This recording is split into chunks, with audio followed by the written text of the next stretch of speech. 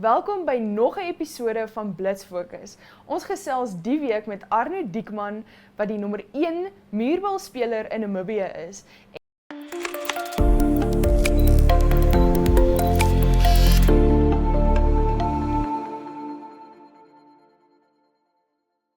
Welkom kykers by vandag se Wat's Nuut.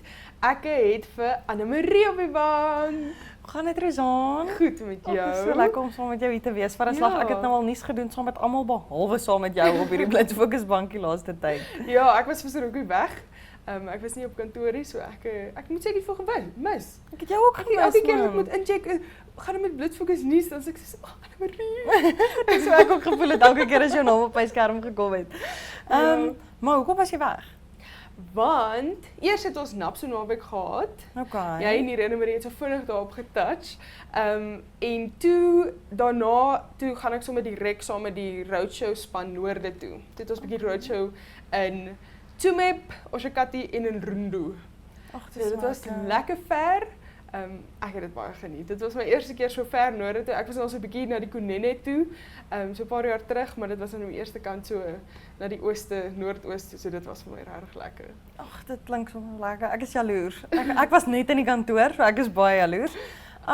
Voordat ons verder praat oor roadshow, ek wil alles weet van Napso. Soos jy sê, ek en Irene het vinnig daaraan geraak, maar hoe was dit? Wat het jy beleef?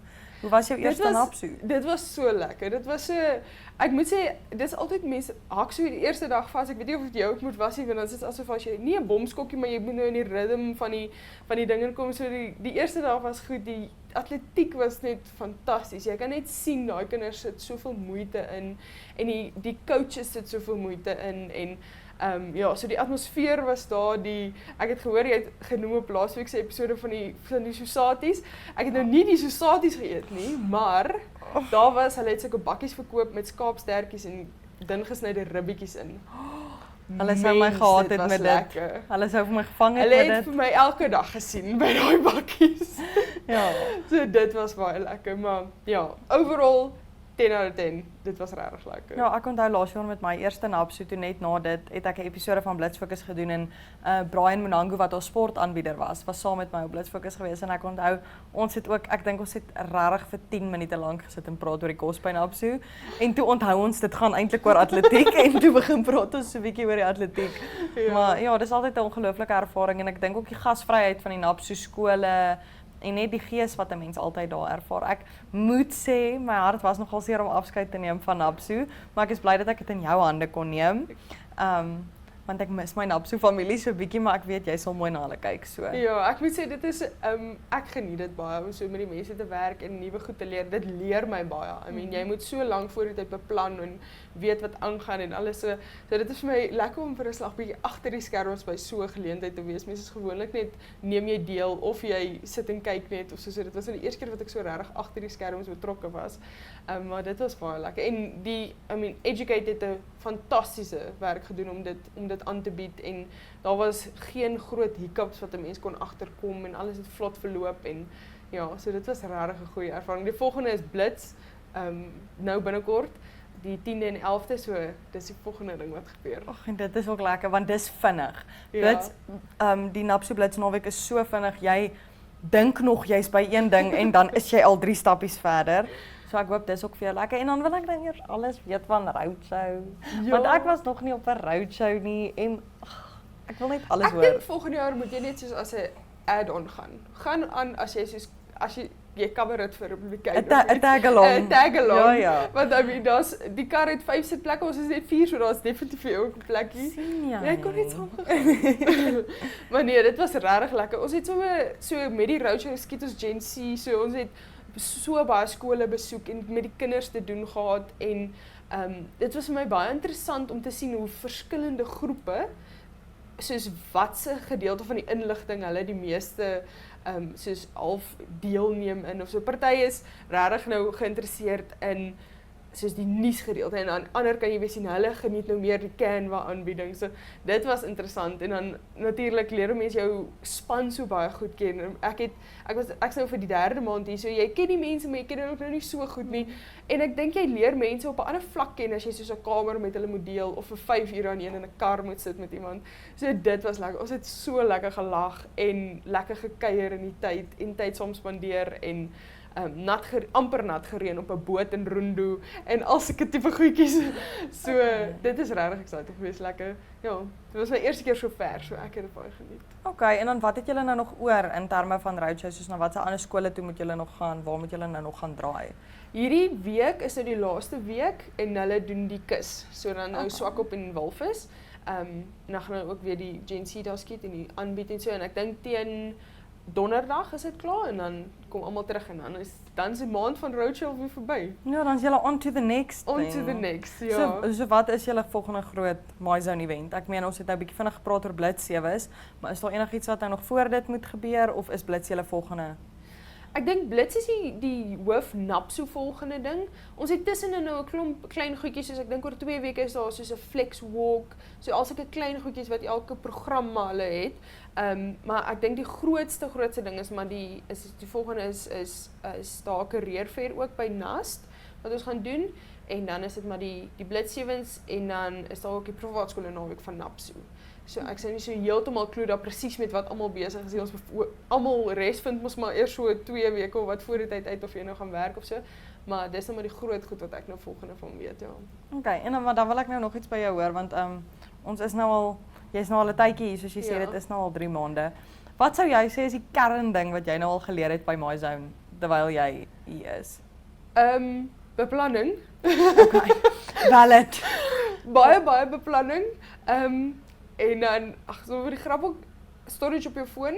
Jy moet seker maak jy het storage op jou foon te alle tye. Te alle tye. Asseblief.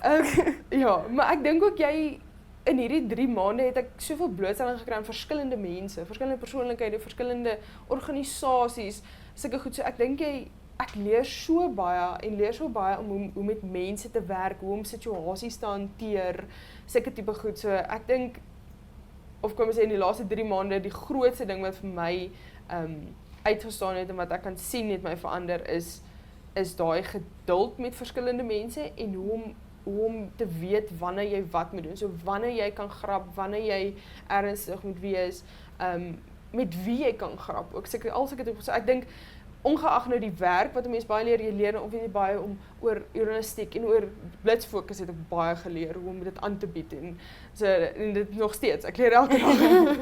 Maar mens leer deurlopend, dit hou nie op nie. Ja, maar ek dink aan my persoonlike soos karakterbou is dit net om situasies te kan hanteer. Ek dink dit leer jou baie, soos van MyZone, is oordat jy soos met jong mense werk, verskillende mense werk. Ja, ek geniet dit en ek het baie geleer sover. So ja. Dis mooi om te hoor. Dit is altyd mooi om te hoor van 'n medezoner af wat hulle daai kant optel en wat hulle leer. Ja. Dis dit. Okay. Dankie vir jou. Dit het so vinnig verby gegaan. Ja, alweer. Altyd. Maar dankie kykers dat julle ingeskakel het by vandag se nuus. En sien jou volgende week Annemarie. Sien jou volgende week Ruslan. Bye bye.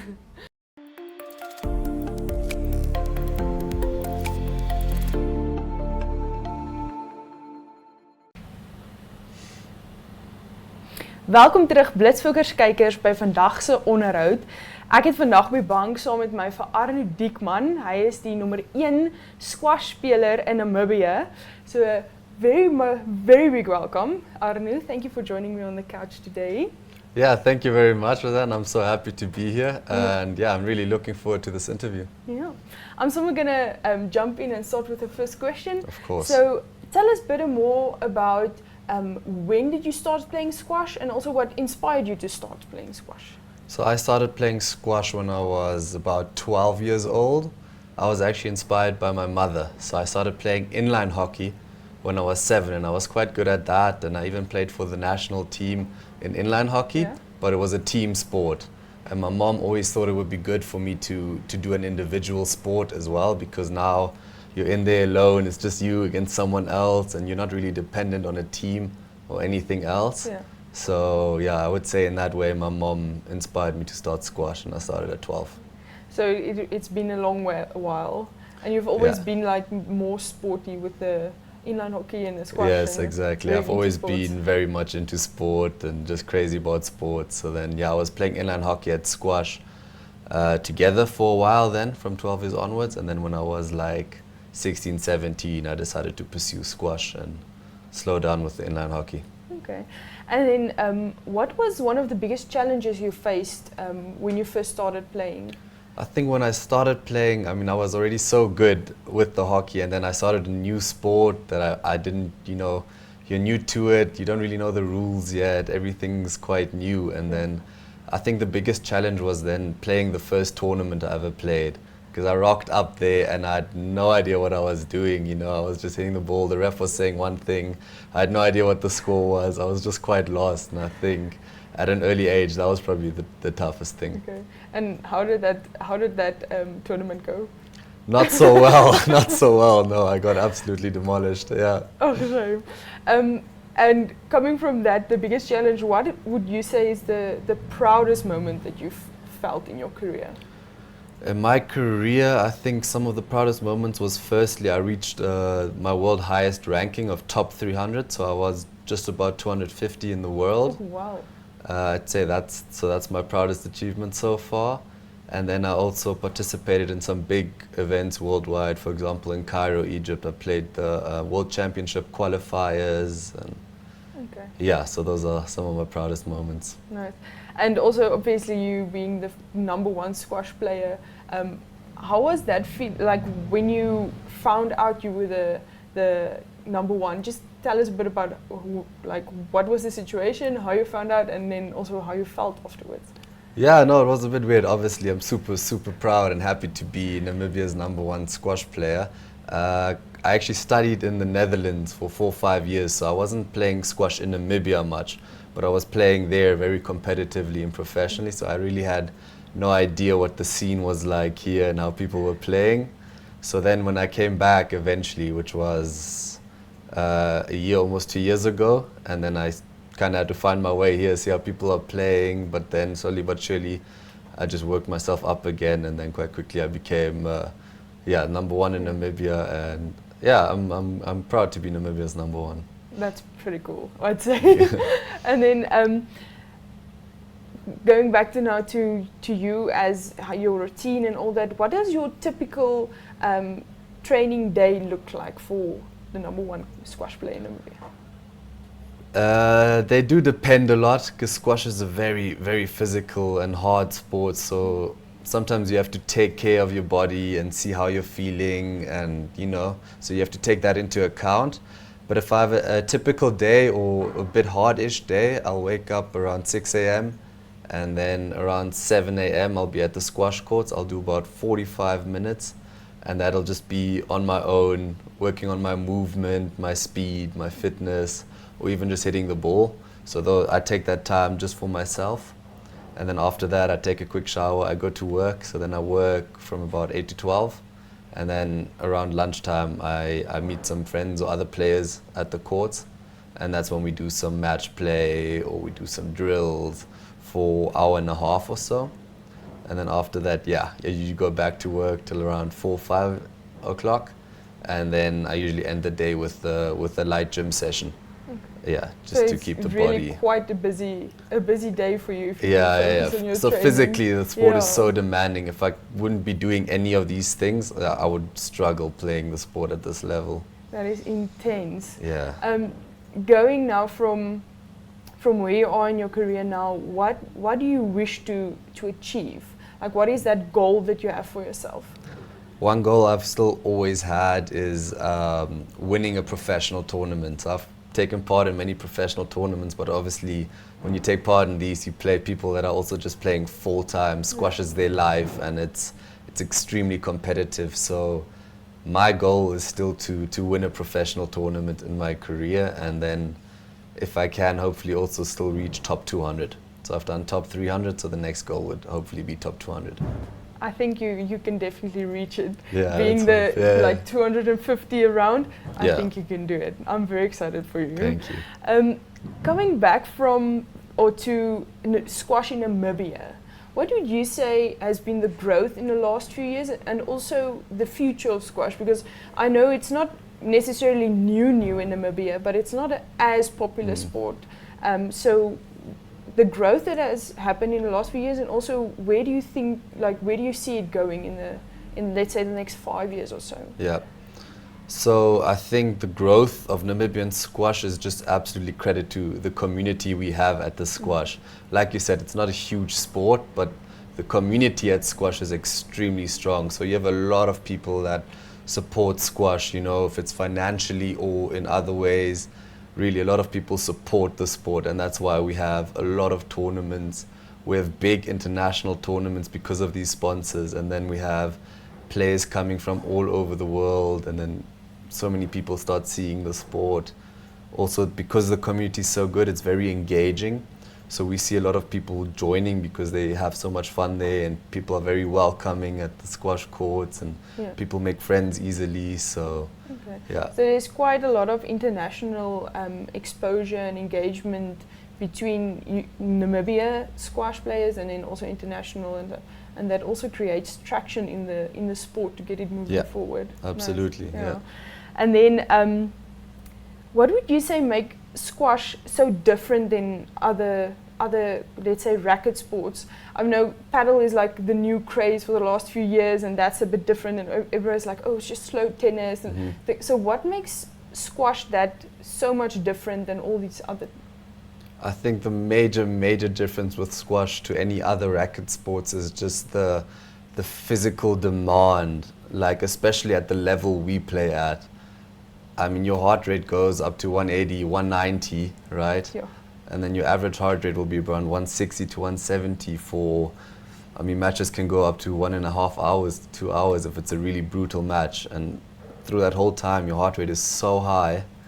And then after every set, you only get about 1.5 minutes of rest. And then you're right back on there and running again. So it's extremely demanding. Yeah, it's very physically demanding. So I think it's one of the most demanding sports in the world. So yeah, I think that's what makes it different. Yeah. Sorry, just cut there.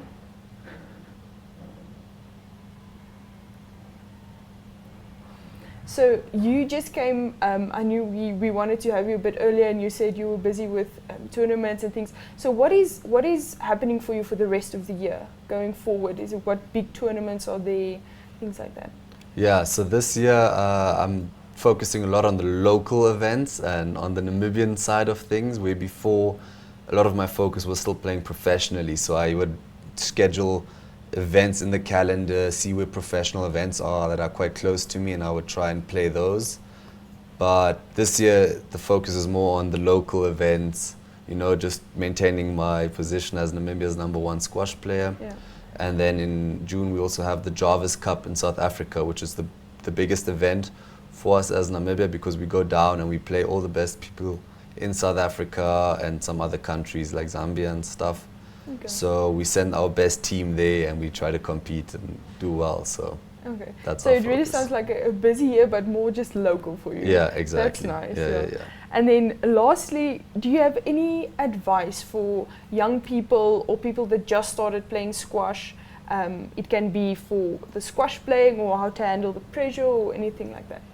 Absolutely. I think if you're a young person playing squash, or even if you want to start squash, my advice is just to stick with it, because if you do stick with it, squash will give you so much. It doesn't even seem like that, but the lessons you learn in the game of squash, they directly impact your life. They make you stronger, they make you mentally stronger, because it's a tough sport, and you learn so much. So it actually, not only from the sports side, but it also gives you a lot of lessons that are important for life. Okay, just the overall good sport to be a part of. Yeah, so just stay in there and you'll see it'll benefit you so much. That's nice.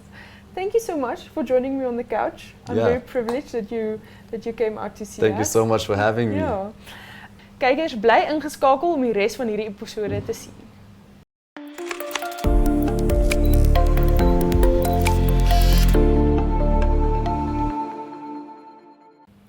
Welkom by Nuut in die Rak, waar ons elke week 'n ander boek bespreek en jou hopelik inspireer om 'n boek op te tel en daarin te lees.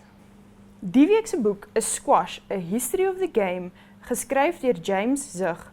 James Zug het sy MFA, 'n nie-fiksie skryfwerk van Columbia Universiteit ontvang. Sy werk het in talle nasionale tydskrifte en koerante soos The New York Times, The Atlantic en Outside verskyn, en hy is die skrywer van 'n halfdosyn boeke. As die wêreld se voorste muurbal-joernalis het hy na 6 kontinente gereis om die spel te dek. Sedert 2005 is hy die voorsitter van die Amerikaanse Muurbal Hall of Fame Komitee. Opgedateer en met 'n nuwe nawoord van die skrywer, is hierdie 'n moet-lees vir muurbal-liefhebbers en sportgeskiedenis-entoesiaste, wat die evolusie van een van Amerika se grootste sportsoorte vasvang. Van die onseker begin van die 1850s, toe Engelse skoolseuns die spel in steegies en erwe opgemaak het, tot die aankoms op Amerikaanse bodem in 1884, het muurbal gegroei tot 'n wêreldwye verskynsel. Die bekroonde joernalis James Zug neem lesers op 'n fascinerende reis en verken bepalende oomblikke soos die deurslaggewende verskywing van die 1990s van een baangrootte na 'n ander, 'n verandering wat die FSA tot internasionale muurbal oorheersing gedryf het. Die spel het meer as 1,6 miljoen spelers in die FSA en 'n groeiende teenwoordigheid in skole en universiteite wêreldwyd. Gepak met lewendige profiele van muurbal-legendes gaan Zug se verhale verder as die baan. Hy ontbloot die spel se ryk kulturele wortels en spoor die elite oorsprong en die uitbreiding na openbare en kommersiële klubs na. Langs die pad vang hy die passie, drama en kameraadskap vas wat muurbal soveel meer as net die sport maak. In die tradisie van ikoniese sportgeskiedenisse soos David Haberstam se The Amateurs, is Squash, The History of the Game nie net vir die spelers nie. Dit is vir enigiemand wat van 'n goeie storie hou. As jy nou 'n ervare atleet of 'n nuuskierige nuweling in die spel is, dit is jou gids tot die blywende nalatenskap van muurbal. Dit was die einde van Nuut op die Rak. Ek hoop dit het jou geïnspireer om 'n nuwe boek die week op te tel.